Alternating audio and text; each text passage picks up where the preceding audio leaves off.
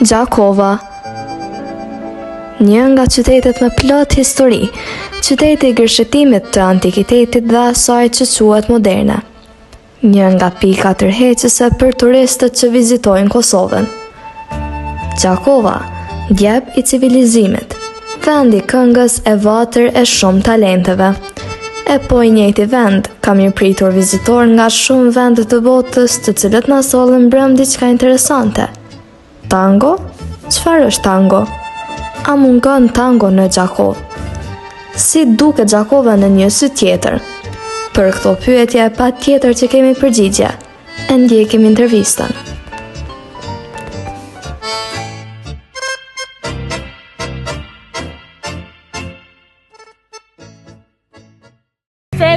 Karakteristika e parë dhe më e rëndësishme e tangos është lidhja mes dy njerëzve që as nuk e njohin njëri tjetrin.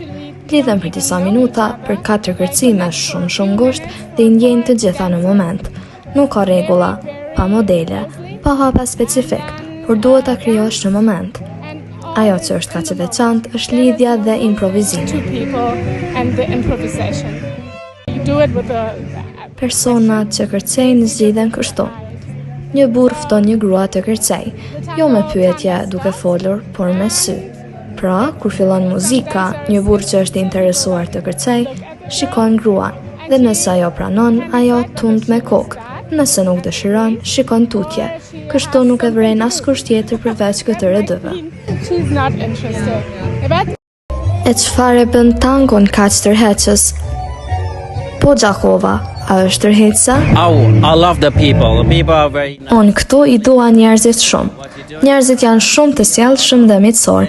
Ata janë shumë të interesuar për ne dhe shoh shumë përkushtim ndaj njerëzve që sjellin kulturën në qytet.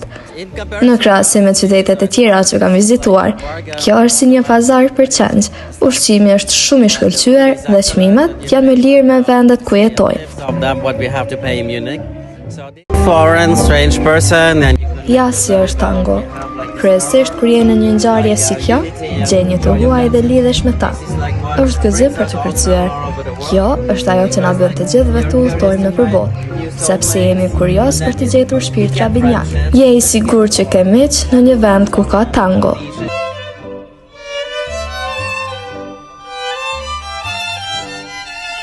Përshëndetje, Edi e Mime.